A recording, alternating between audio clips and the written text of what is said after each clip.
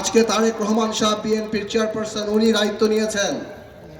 আমাদের বিশ্বাস আপনারা যদি সবাই সাথে থাকেন এবং সারা বাংলাদেশের জাতীয়তাবাদী শক্তি যদি সাথে থাকে এবং সব জাতীয়তাবাদী মরা ভোটাররা যদি সাথে থাকে, তাহলে তারেক রহমান সাহেবের প্রধানমন্ত্রী হওয়া ইনশাআল্লাহ সময়ের ব্যাপার মাত্র।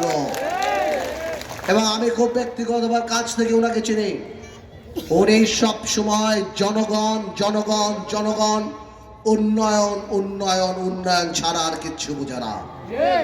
আমি আপনাদের কথা দিচ্ছি, আমি গত 4 দিনে এই ভোলার বিভিন্ন রাস্তাঘাট ঘুরে দেখলাম। ভোলার রাস্তাঘাটের অবস্থা খুবই খারাপ। ভোলায় সেই বাবার দেওয়া কলগুলি এখনো পুরনো আছে, পড়ে আছে। এখনো মানুষের পানি খাওয়ার অনেক কষ্ট। একটা মেডিকেল কলেজ হাসপাতাল নাই, ভোলা বরিশাল সেতু নাই, মানসম্মত চিকিৎসা নাই, মানসম্মত শিক্ষা নাই, তরুণদের কাজ করার কোনো উপায় নাই।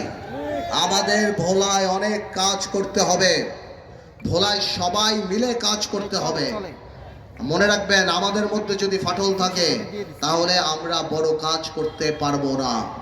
তাই আমি বলি, আরো অনেক প্রার্থীরাই, যদিও আমার ধারণা উত্তর দিগন্তিতে ভোট চাইতে আসবে না তারা, কিন্তু যদি আসে আপনারা জিজ্ঞেস করবেন যে ভাই সবই ঠিক আছে, কিন্তু আমরা আপনাকে বিশ্বাস করব কিভাবে?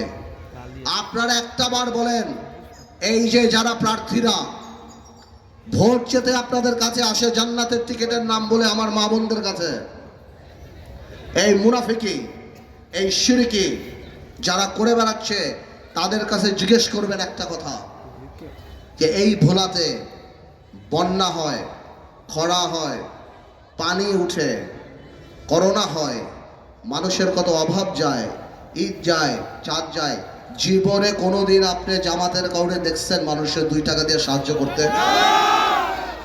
ওনারা জীবনে কোনোদিন মানুষকে, মানুষের কোনো ধরনের কাজে ওনারা কোনোদিন আসে নাই এই ভোলাতে।